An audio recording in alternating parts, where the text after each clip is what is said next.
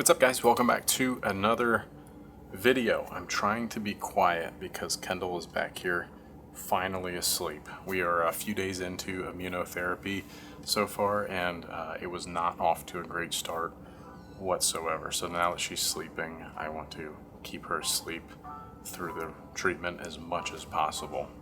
Let me kind of catch you up on what's been happening.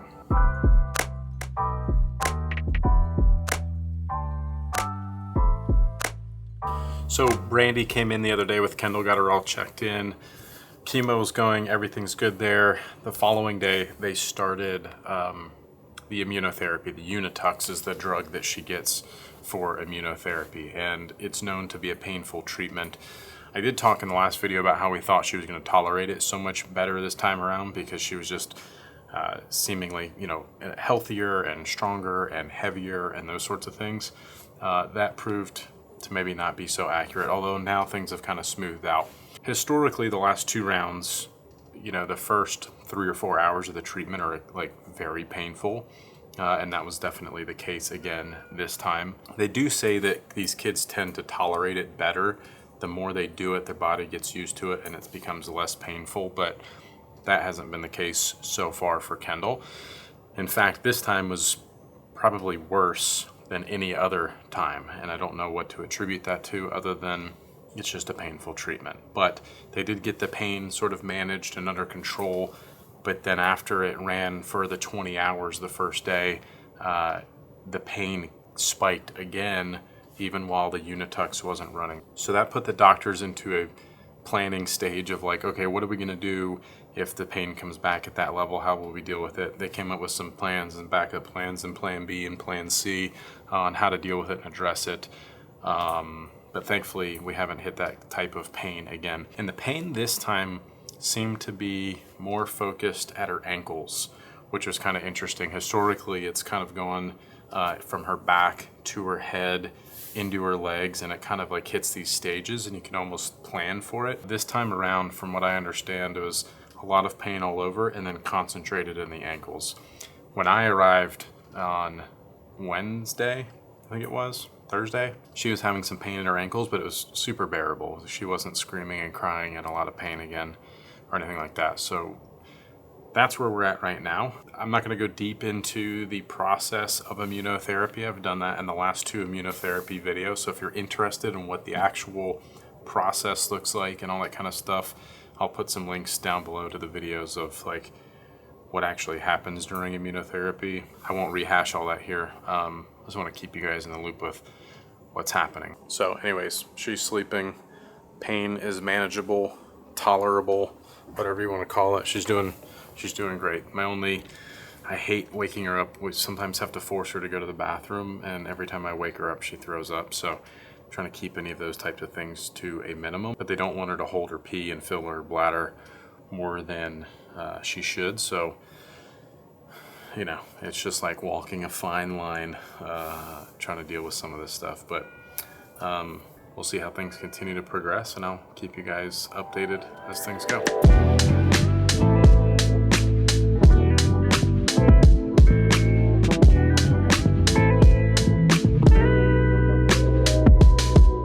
Since she's just going to be sleeping most of the time through this treatment, I figured I'd answer all of the common questions you guys ask. I even had you ask some of your questions in a YouTube post, and I've got them all right here. So let's jump into it.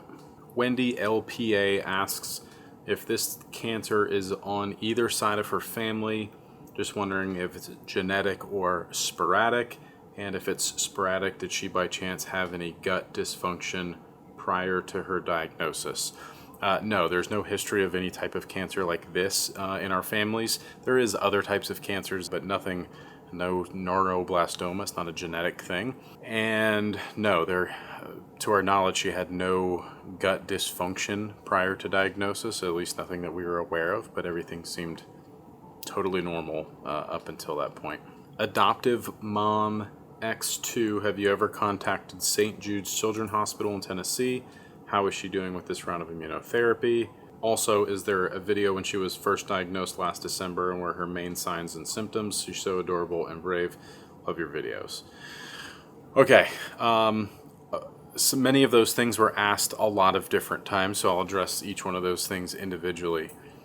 Have we contacted St. Jude? No, we have not directly contacted St. Jude. We had considered it.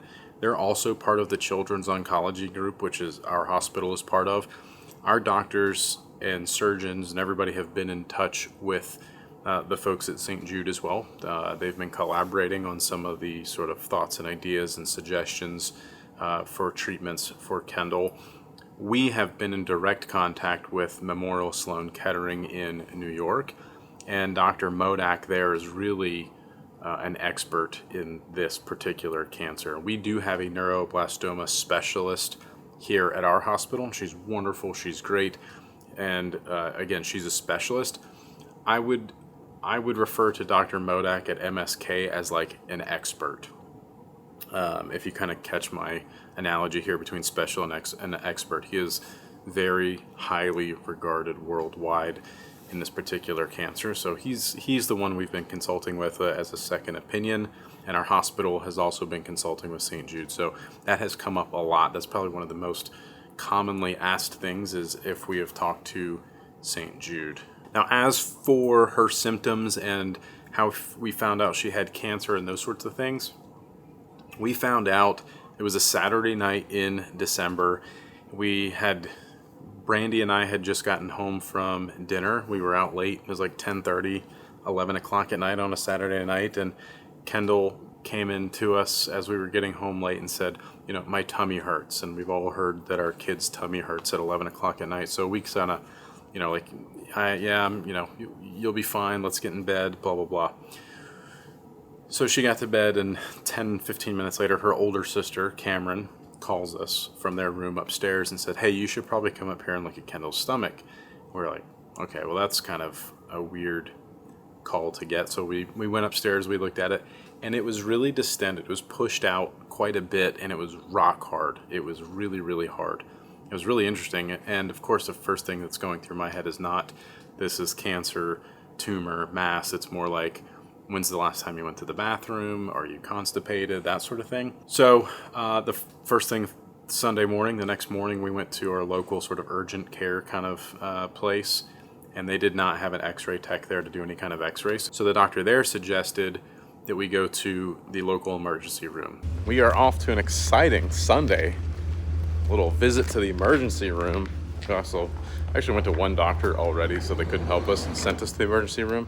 Kendall's got a little something going on with her stomach, so we can get some scans done, see what's happening. She feels good, just a little discomfort. Hopefully all's well.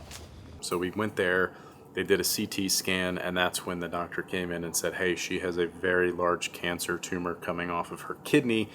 You need to get to a children's hospital immediately. Do you want to go here or here? And in that moment, our entire world changed, and it was just me and Kendall there at the time, and Brandy was home with the other two girls, and it was such a shock. I remember feeling just weird pulse of energy kind of hit my entire body all the way down into my fingertips, and then it kind of just tunnel visioned in, and was immediately just everything changed, and a million emotions and thoughts and stuff ran through my head. There is no video that I've made from those first days. We really contemplated whether or not we were going to make anything around this for quite a while. I do have video and stuff from those early days, and all of my thoughts. I remember turning on the camera and just sort of saying how I felt and what we were going through and all my feelings and all that. It was pretty heavy. But it wasn't until I think the second round of chemo or the stem cell collection, maybe it was the very first video we made here on the channel around it. But that was kind of, there is an entire podcast episode from our company's podcast. It goes through all of this early phase stuff in more detail. I'll try to remember to leave a link to it down in the description below. But if you look up TBG Podcast Kendall or something, I'm sure it'll pop up. Laura Fitz 3868. Such a sweet, brave girl, wonderful family. My question is, can Kendall be cured of stage 4 cancer, and what does she find good and bad about being in the hospital? Yes, she can be cured. There are many, many cases of kids who have high-risk stage 4 neuroblastoma who have gone into remission and go on to have incredible lives. So there's definitely light at the end of the tunnel, and I have no doubt Kendall will get there, even though we just keep hitting speed bump after speed bump, which is why this has been a longer process than I think we anticipated and even what the sort of initial protocol called for. But we're just chugging along trying to make the right decisions and not rushing into any particular thing. And then we've had all these surgeries and all these unexpected things pop up. So yes, she can be cured, and I'm confident she will be. Now, as far as what she finds good and bad about being in the hospital, I think the good parts of the hospital for her are getting to see all the dogs. She loves when the dogs come to visit, and she's gotten to meet so many of them. They give out these little, they're almost like baseball cards for each dog, and she has a little book, and she's collected them all in, and the dogs always put a smile on her face, and she's just such an animal lover. I think things that she doesn't like about the hospital is likely like the particular treatment she's going through right now, immunotherapy, which is just a really painful treatment. She doesn't usually tend to remember that it's uncomfortable and painful, but she definitely doesn't like getting IVs and needles. That's a definite no-go zone for her, but she's pretty remarkable and resilient and tough, so she powers through it. But those are, I think, some of her favorite and least favorite things about the hospital. Ray Norman 7296 says, I know Kendall has to be miserable, so I'm sending lots of prayers out to her and you. My question is this: with the Gtube, do you ever actually feel full, or does the Gtube ever make you nauseous? I don't know about the Gtube. So here's the thing. She's got a Gtube and a Jtube. The Gtube goes directly to her stomach, and that's the most normal way that people use G-tubes for feeding. She also has this J-tube, which is much longer, and it goes into her stomach and past this obstruction that she has. So it's on a very slow drip. It's 48 ml per hour for 20 to 24 hours a day.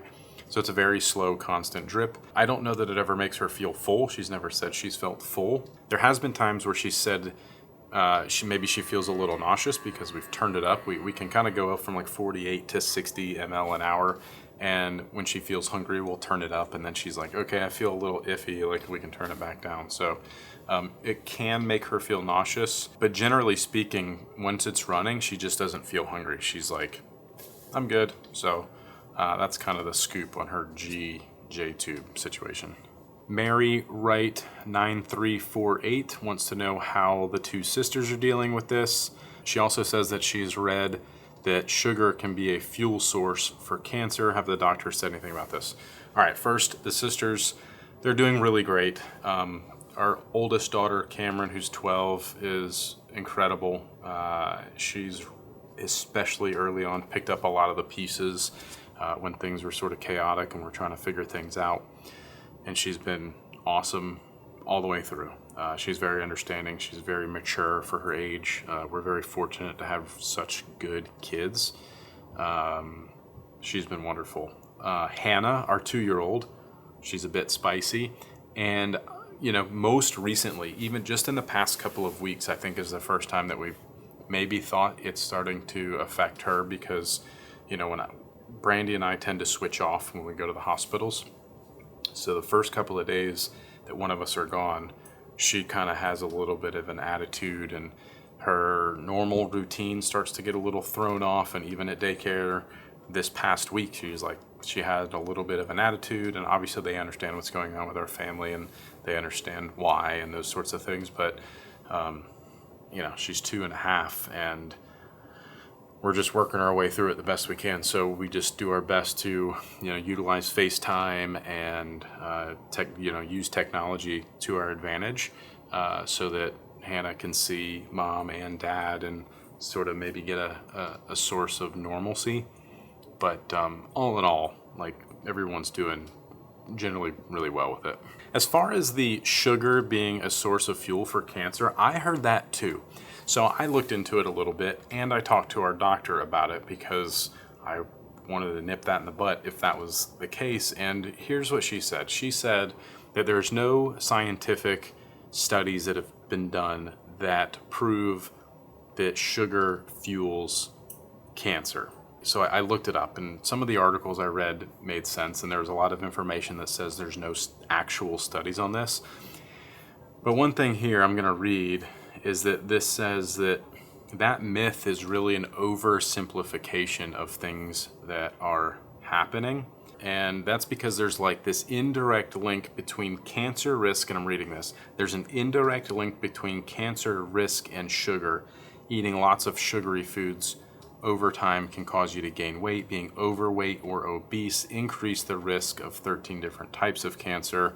In fact, overweight and obesity are the biggest cause of cancer after smoking. So going back to my conversation with the doctor, and she said that there's no studies on this. She said, in fact, and this is probably, I'm going to try not to butcher what she told me. You're worse off being undernourished and underweight than you are eating sugar. And a lot of times with kids, you want them to eat whatever they will eat to keep their body weight up and keep some fat on their bones, I guess, if you will, because it puts them in a better position to deal with some of this kind of stuff. So I think there's a balance there for sure, and it's not like just feeding them candy and those sort of things. I think you want to limit those sorts of things. I think there's also a big difference between artificial sugars and natural sugars and that kind of stuff as well. Kendall's not eating really any of that stuff because she's on a feeding pump, and she gets like optimal nutrition through very specific formulas 24 hours a day. So like Kendall in particular is getting like great nutrition. She's on IV fluids at night, so she's super hydrated. She's gained several pounds over the last few weeks, so like that's been really good. But there's no scientific data that I'm aware of that shows that sugar feeds cancer. Diane1214 says, how does she remain so positive when she has to feel so miserable? Do you include her in appropriate conversations about her disease and what treatment options are being chosen? What is her biggest complaint about cancer? How do you or other girls deal with mom and dad being gone so often?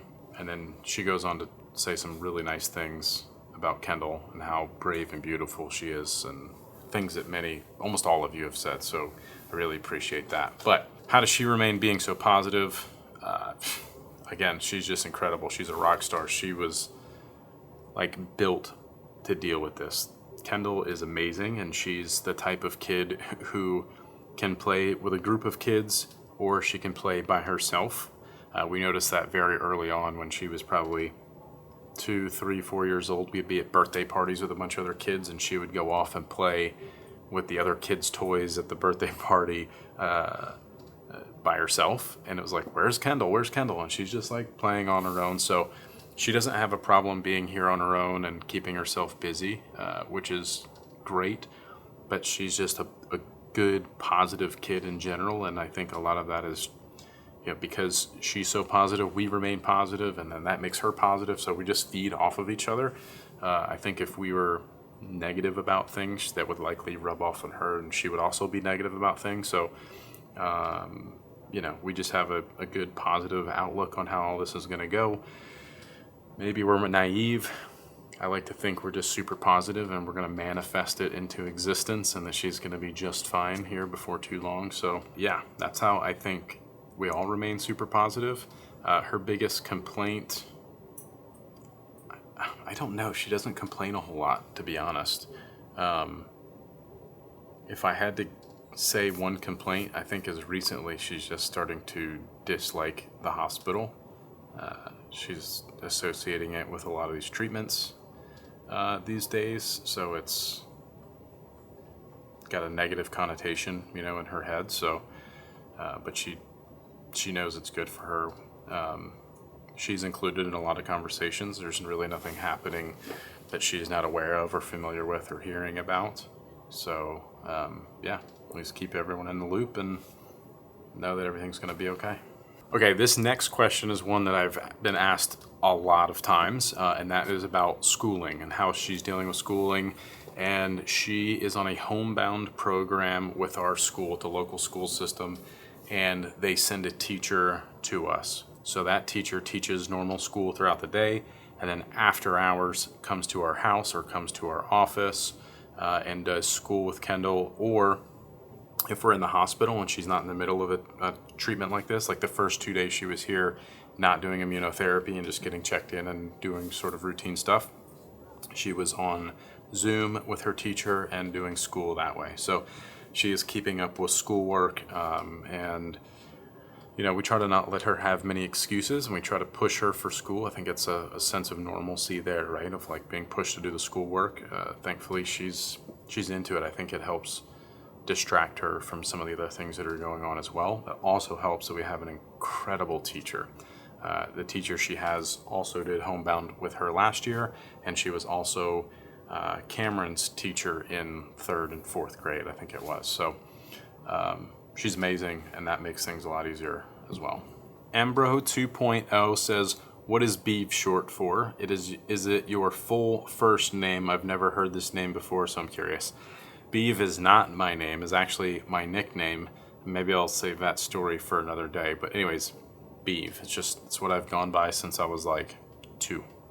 Trisha B90 asks, what stage cancer does Kendall have? She was originally diagnosed with a stage 2 neuroblastoma, high risk MIC-N, and that recently changed to a stage 4 with the discovery of sort of the spread to the liver, which you have to go back and watch one of the most recent videos to understand more about that. But originally it was stage 2, now they're saying stage 4. It's more nuanced than that, but that's where we're at. I've also had a lot of people ask about how you can send packages and gift cards and whatever to Kendall.